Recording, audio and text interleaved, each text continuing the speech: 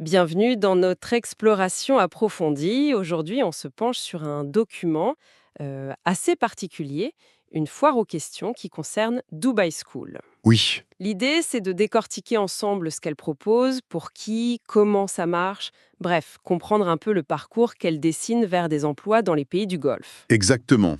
On a cette FAQ sous les yeux et elle décrit une offre de formation continue. C'est très ciblé, hein. Tourisme, hôtellerie, services aéroportuaires, vente. D'accord? L'objectif, il est clairement affiché. C'est de préparer les gens, très concrètement, aux entretiens d'embauche pour cette région du monde qui est économiquement très dynamique. Bon, alors allons-y. Le texte la présente comme une institution de formation continue. Formation continue. D'accord. Voilà, elle offre un enseignement théorique et pratique, et elle mentionne un partenariat important avec une autre entité, Khalij Itisal. Khalid Itisal. Ouais, ça ressemble fort à une agence de recrutement. Donc le but est très pragmatique, rendre les participants capables, aptes à passer les entretiens avec de gros employeurs du Golfe. Et ça dure combien de temps cette formation? Alors c'est précisé, 12 mois, une année complète. Une année. Et à la fin, point important souligné dans le doc, les participants reçoivent un certificat de formation continue. Hmm. Mais attention, le document insiste bien, ce n'est pas un diplôme d'État.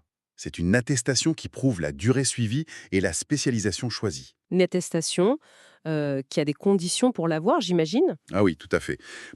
Et il y a une petite note intéressante, la possibilité d'avoir en plus et avec des frais supplémentaires un certificat international d'une institution française partenaire. Ah, Ça peut être un plus, ça. oui, pour certains profils, ça peut ajouter une valeur. D'accord. Et concrètement, on apprend quoi? Quels sont les domaines couverts? Le spectre est assez large, mais ça reste cohérent avec la cible, hein. Mm. On parle de tourisme, bien sûr, la réception hôtelière notamment, Oui, les services aéroportuaires, la restauration, mais ça va aussi jusqu'à la vente, le marketing commercial, l'hébergement. c'est varié quand même. Oui, mais surtout, il y a un élément qui semble vraiment central en centre. Une formation quotidienne en anglais. Anglais professionnel et anglais de communication. Ah, ça paraît logique, vu la destination et les métiers visés. Indispensable, oui. L'anglais, c'est souvent la langue de travail dans ces grands hôtels ou aéroports internationaux. Tout à fait.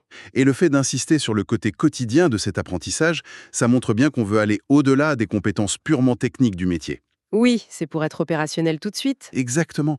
Rendre les candidats opérationnels immédiatement dans un environnement international où il faut communiquer de manière fluide, que ce soit en entretien ou avec un client, quoi.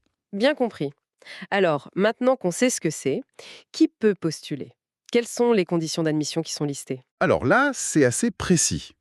Déjà, il y a l'âge entre 17 et 27 ans. D'accord, une fourchette assez jeune. Oui. Et c'est ouvert aux hommes comme aux femmes. Mais bon, ce n'est pas tout. J'imagine qu'il faut un certain niveau d'études. Oui, un niveau minimum de première année du secondaire. Il faut fournir un certificat de scolarité pour le prouver. Ok, Mais après, il y a d'autres conditions plus personnelles, on va dire, hein. Bonne santé physique et mentale, pas de maladie grave, pas de consommation de drogue, logique. et un casier judiciaire vierge. Tout ça, ça vise sûrement à rassurer les futurs employeurs potentiels dans le Golfe. Oui, ça prépare le terrain pour le visa et l'emploi. Donc, si on résume, âge, santé, casier, niveau scolaire, et puis cet aspect physique et l'autorisation pour les femmes, ça dessine un profil candidat quand même assez défini, non? Tout à fait.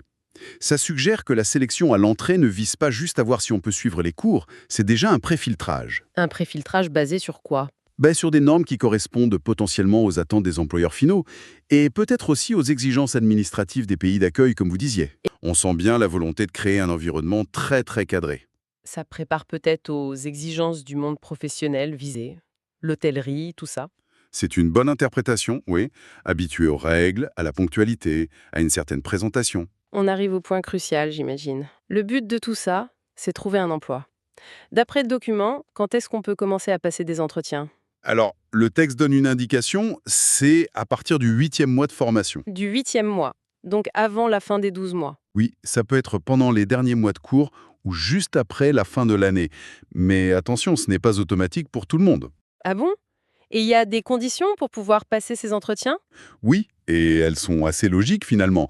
Il faut montrer qu'on a bien progressé en anglais, surtout à l'oral, en communication. D'accord, l'anglais, c'est clé. Clé. Il faut aussi bien maîtriser sa spécialité technique, évidemment. Et puis, il y a les critères comportementaux qui reviennent. C'est-à-dire?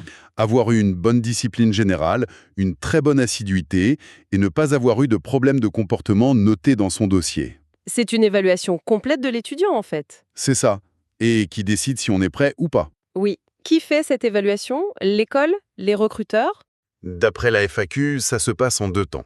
D'abord, c'est l'équipe de Dubai School, les profs, l'administration qui établit des listes. Des listes de qui? Des listes de candidats qu'ils jugent qualifiés pour passer des entretiens. Et ensuite, ces listes sont soumises aux employeurs. Et ce sont les employeurs qui choisissent? Exactement. Les employeurs font leur propre sélection finale parmi les profils qu'on leur propose.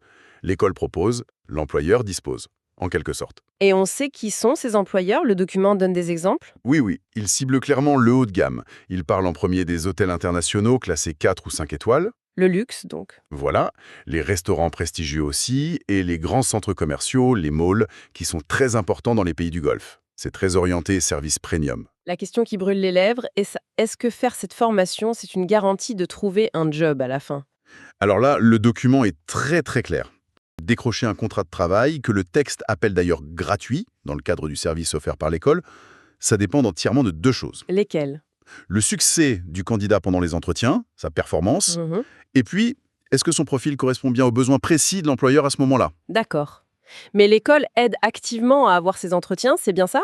Oui, c'est ça le service proposé. La FAQ dit qu'un candidat qui est qualifié a le droit de passer tous les entretiens qui correspondent à son profil. Que les offres viennent de l'école ou du partenaire? Exactement. Que ce soit via Dubai School directement ou via leur partenaire recruteur, Quality Tissal.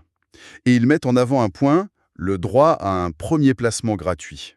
Qu'est-ce que ça veut dire ça? Premier placement gratuit? Ça semble signifier que l'école ou son agence partenaire s'occupe de tout le processus de recrutement pour une première opportunité d'emploi, sans demander de frais de placement au candidat. D'accord. Le texte va même jusqu'à dire que cette gratuité s'applique même si le candidat, une fois qu'il est choisi par l'employeur, décide finalement de dire non ou d'arrêter le processus. C'est comme une première chance offerte, quoi. Voilà, une sorte de coup d'essai gratuit. Bon, si on essaye de résumer les points les plus importants. On a une formation d'1 an, elle est payante, avec des frais au début et des mensualités. Merci beaucoup pour cette analyse détaillée du document sur Dubai School. Merci à vous. Et rendez-vous pour notre prochaine exploration de sources.